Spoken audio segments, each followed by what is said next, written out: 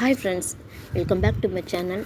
இன்றைக்கி நம்ம என்ன ஒரு டிஷ்ஷு பார்க்க போகிறோம்னு பார்த்தீங்கன்னா, ரோட்டு கடை சால்னா எப்படி செய்யலான்றது தான் பார்க்குறோம். இது வந்து சிக்கன் சேர்வான்னு கூட சொல்லுவாங்க. ஸோ இது வந்து பூரி, பரோட்டா, சப்பாத்தி இது எல்லாத்துக்குமே ரொம்ப ஆப்டான ஒரு டிஷ்ஷு. ஸோ இது நான் எப்படி செஞ்சுருக்கேன் அப்படின்றத உங்கள்கிட்ட ஷேர் பண்ணிக்கிறேன். மறக்காமல் வீடியோவை கடைசி வரைக்கும் பாருங்கள், ஸ்கிப் பண்ணாமல் பாருங்கள். வீடியோ பிடிச்சிருந்ததுன்னா உங்கள் ஃப்ரெண்ட்ஸ் அண்ட் ஃபேமிலிக்கு ஷேர் பண்ணி விடுங்க, ஒரு லைக் போட்டு விடுங்க ஃப்ரெண்ட்ஸ். இப்போ வாங்க அது எப்படி செய்யலான்றதை நம்ம பார்க்கலாம். அதுக்கு முன்னாடி நம்ம சப்பாத்திக்கு மாவு பிசைஞ்சு ஊற வச்சுருவோம். இப்போ பாருங்கள், ஒரு பேஷனில் கோதுமை மாவு போட்டுட்டு உப்பு சேர்த்துட்டு அது கூடவே பாருங்கள் ஆயில் சேர்த்துக்கிறேன். எண்ணெய் சேர்த்துட்டு இதை நல்லா பிசைஞ்சு ஃபஸ்ட்டு தண்ணி ஊற்றாமல் பிசைஞ்சு எடுத்துக்க போகிறோம். இப்போது அதுக்கேற்ற மாதிரி வந்து சுடு தண்ணியில் கொஞ்சம் கொஞ்சமாக சுடு தண்ணி ஊற்றி பிசைஞ்சு எடுத்துக்கலாம். சுடு தண்ணி ஏன் ஊற்றி பிசைகிறேன்னு பார்த்திங்கன்னா, நல்லா ரொம்ப சாஃப்டாக இருக்கும் சப்பாத்தி. நம்ம அப்படி ஒரு 2 விரலில் நம்ம சப்பாத்தியை பிச்சாலுமே அது அழகாக அவ்வளோ சூப்பராக வரும், அந்தளவுக்கு சாஃப்டாக வரும். அதனால தான் நான் எப்போவுமே கொஞ்சம் வெதுவெதுப்பான தண்ணியில் நான் வந்து சப்பாத்தி மாவை பிசைய சொல்லுவேன். ஸோ அந்த மாதிரி பிசைய சொல்லி எடுத்து கொடுத்தா அவங்க பிசைஞ்சு கொடுத்துட்டாங்க. இப்போ பாருங்கள், நல்லா இந்த மாதிரி கொஞ்சம் கொஞ்சமாக தண்ணி விட்டு, முதலே வந்து நம்ம தண்ணி அதிகமாக சேர்த்துட்டோன்னா மாவு வந்து கரெக்டாக இருக்காது, தண்ணி ஆகிடும். அப்புறம் ரொம்ப பிசு பிசுன்னு உருட்டுறதுக்கே வராது நம்மளுக்கு. ஸோ அதனால் இந்த மாதிரி கொஞ்சம் கொஞ்சமாக தண்ணி சேர்த்துட்டு அதை நல்லா சப்பாத்தி மாவு பதத்துக்கு நல்லா கொஞ்சம் எடுத்துக்கோங்க. பாருங்கள், இந்த மாதிரி இருந்தால் போதும் ஃப்ரெண்ட்ஸ். இப்போது இதை பிசைஞ்சாச்சு. இப்போ வந்து அப்படியே வந்து ஒரு 1/2 மணி நேரம் ஊற வச்சு சின்ன சின்ன உருண்டையாக பிடிச்சி நம்ம சப்பாத்திக்கு ஏற்ற மாதிரி சின்ன சின்ன உருண்டையாக எடுத்து வச்சு அப்படியே ஒரு 1/2 மணி நேரம் வச்சுருவோம். அதுக்கப்புறமா நம்ம அடுத்தது பார்க்கலாம். இப்போ அடுப்பு பற்ற வச்சுட்டு ஒரு பேன் அடுப்பில் வைக்கிறேன். இந்த பேனில் வந்து மசாலா வறுக்க போகிறேன். பேன் நல்லா கொஞ்சம் சூடானதுக்கப்புறமா தனியா வந்து ஒரு கைப்பிடி அளவு தனியா சேர்த்துக்கிறேன். தனியா எதுக்கு சேர்க்கணும்னு, வாசனை சூப்பராக இருக்கும். அதுக்கப்புறமா 1 ஸ்பூன் மிளகு, 1 ஸ்பூன் சீரகம் சேர்த்துக்கிறேன். மிளகு, சீரகம், தனியா இது எல்லாமே வந்து ரொம்ப வந்து கருக விடாமல் கொஞ்சம் பதமாக பார்த்து வறுத்து எடுத்துக்கோங்க. ரொம்பவும் வறுத்துறாதீங்க, இல்லைன்னா நிறம் மாறிடும். அதே மாதிரி டேஸ்ட்டும் வந்து மாறி போயிடும். அதனால தான் சொல்கிறேன். இப்போ இதை லைட்டாக வந்து நம்ம வறுத்ததுக்கு அப்புறமா பாருங்கள், நல்லா இந்தளவுக்கு இருந்தால் போதும். பாருங்கள், இந்த ஸ்டேஜில் நம்ம எடுத்துடலாம். இப்போ பாருங்கள், அது கூடவே வந்து ஒரு 10 பல், ஒரு கட்டி பூண்டு எடுத்து அதை வந்து தோலோட அப்படியே போட்டிருக்கேன். போட்டுட்டு லைட்டாக வறுத்துக்கலாம். அதுக்கப்புறமா தேங்காவை நான் இந்த மாதிரி சின்னதாக கட் பண்ணி வச்சுருக்கேன். அந்த தேங்காவை சேர்த்துக்கிறேன்.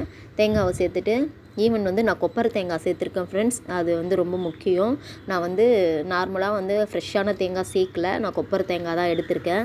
கொப்பரை தேங்காய் போட்டிங்கன்னா டேஸ்ட் வந்து செம்மையாக இருக்கும். இப்போ அதை ஆற வச்சு அரைச்சி எடுத்துகிட்டு வந்துடலாம். இப்போ பாருங்கள், குக்கர் அடுப்பில் வச்சுருக்கேன். குக்கர் அடுப்பில் வச்சுட்டு தேவையான அளவுக்கு கடலெண்ணெய் சேர்த்துக்கிறேன். கடலெண்ணெயில் செஞ்சிங்கன்னா டேஸ்ட் ரொம்ப நல்லாயிருக்கும்.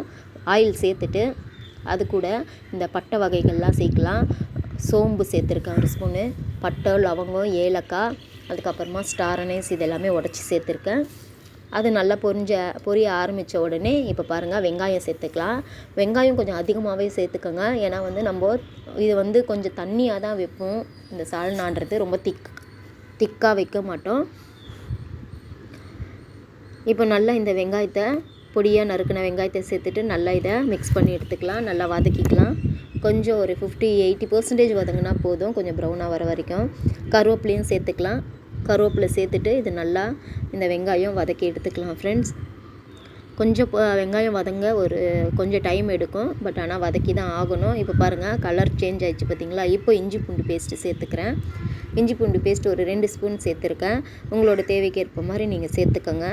இஞ்சி பூண்டு பேஸ்ட்டு பச்சை வாசனை போகிற வரைக்கும் இதை நல்லா வதக்கி விட்டுறலாம். வதக்கிட்டு அதுக்கப்புறமா தக்காளி ஆட் பண்ண போகிறோம்.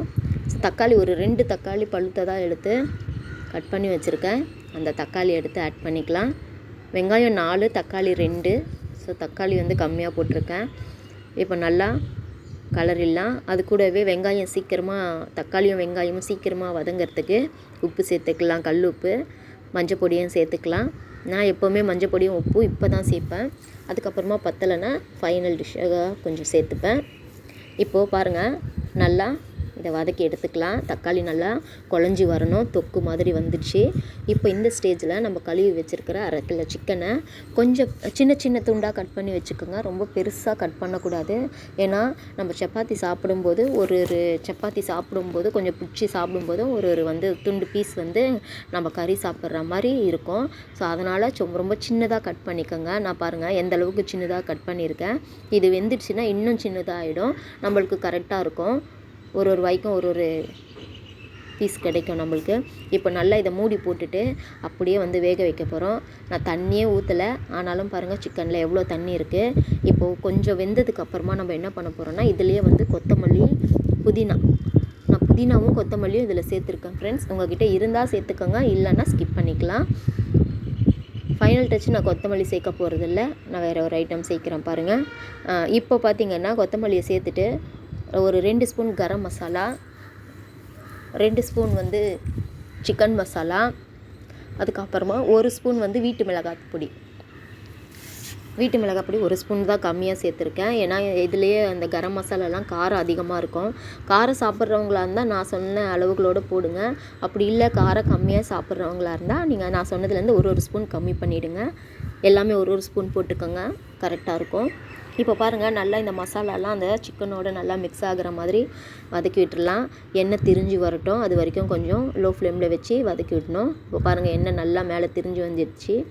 இப்போ இந்த சால்னாக்கு தேவையான அளவு தண்ணி சேர்த்துக்கலாம். தண்ணி உங்களுக்கு எவ்வளோ தேவையோ குழம்பு அவ்வளோவும் நீங்கள் சேர்த்துக்கலாம். நான் ஒரு சொம்பு ஃபுல்லாக நான் தண்ணி ஆட் பண்ணிக்கிட்டேன். நான் இன்னும் கொஞ்சம் தண்ணி சேர்த்துக்கிறேன். அவ்வளோதான் ஃப்ரெண்ட்ஸ். இப்போ நம்ம இதை கொதித்து எல்லாம் சிக்கன்லாம் வேகிறதுக்குள்ளே கரெக்டான பதத்துக்கு வந்துடும். இப்போ பாருங்கள் நல்லா கொதிக்குது. இப்போ இந்த ஸ்டேஜில் நம்ம அரைச்சி வச்சுருந்தோம் இல்லைங்களா, அந்த மசாலா எல்லாமே அதிலேயே சேர்த்துக்க போகிறோம். சேர்த்துட்டு நல்லா மிக்ஸ் பண்ணி விட்டுடலாம். மிக்ஸ் பண்ணிவிட்டு நீங்கள் உப்பு செக் பண்ணுறதா இருந்தால் நீங்கள் செக் பண்ணிக்கோங்க ஃப்ரெண்ட்ஸ். இப்போ நல்லா அது எல்லாத்தையும் போட்டதுக்கப்புறமா நல்லா ஒரு தடவை மிக்ஸ் பண்ணிப்போம். இன்னும் ஜாரில் கொஞ்சம் ஒட்டிகிட்ருக்கு, அது எல்லாமே எடுத்து போட்டுடலாம்.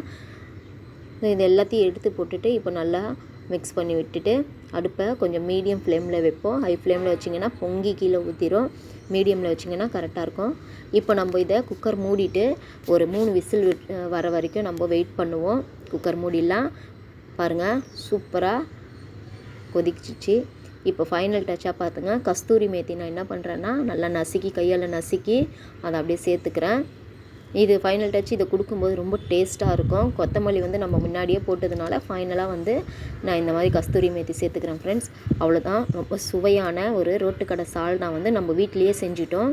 ஸோ இப்போது அடுத்தது நம்ம சப்பாத்தியை திரட்டிடலாம். ஆல்ரெடி உருட்டி வச்சுருந்தோம் இல்லைங்களா, ரவுண்டாக சின்னதாக, அது எல்லாமே எடுத்து இந்த மாதிரி ரவுண்டாக உருட்டி கொடுத்துட்டாங்க. இப்போ நம்ம இதை எடுத்துகிட்டு போய் கல்லில் போட்டு சப்பாத்தி சுட்டு எடுத்துகிட்டு வந்துட வேண்டியது தான். அவ்வளோதான் ஃப்ரெண்ட்ஸ். இப்போ பாருங்கள் ஒவ்வொன்றா அப்படியே கல்லுலேயே போட்டுட்டு மேலே கொஞ்சோண்டு எண்ணெய் போட்டுட்டு திருப்பி போட்டு நல்லா சூப்பராக 2 பக்கமும் வேகிற அளவுக்கு எடுத்துட வேண்டியது தான். பக்கத்தில் கறியும் பாருங்கள், கறி இல்லை சாம்பார் வச்சுருந்தேன், சாம்பார் மறுபடியும் பருப்பு வேக வச்சு சாம்பார் தால் கேட்டிருந்தாங்க, அவங்களுக்காக டாலுக்காக நான் அதை பருப்பு வச்சு வேக வச்சிட்ருக்கேன். ஓகே, விசில் வந்துடுச்சு. இப்போ பருப்பு ஆஃப் பண்ணிடலாம். அவ்வளோதான் ஃப்ரெண்ட்ஸ். இப்போது சப்பாத்தியை சுட்டாச்சு, சால்னாவும் ரெடி ஆயிடுச்சு. அந்த அடுப்பில் பருப்பும் வெந்துட்டுருக்கு. ஸோ டால் வேணுன்றவங்க டால் வச்சு சாப்பிடுவாங்க, சிக்கன் வேணுன்றவங்க சிக்கன் வச்சு சாப்பிடுவாங்கன்ட்டு நான் 2மே செஞ்சுருக்கேன். அவ்வளோதான் ஃப்ரெண்ட்ஸ். இன்றைக்கி வீடியோவில் நம்ம ரோட்டுக்கடை சால்னா எப்படி வீட்டிலையே செய்யலான்றதை தான் பார்த்துருக்கோம். ஃப்ரெண்ட்ஸ், இந்த வீடியோ பிடிச்சிருந்தா லைக் பண்ணுங்கள், ஷேர் பண்ணுங்கள், கமெண்ட் பண்ணுங்கள் ஃப்ரெண்ட்ஸ். வீடியோவை புதுசாக பார்க்குறவங்க யாராவது இருந்தால் சப்ஸ்கிரைப் பண்ணிக்கோங்க. தேங்க்ஸ் ஃபார் வாட்சிங்.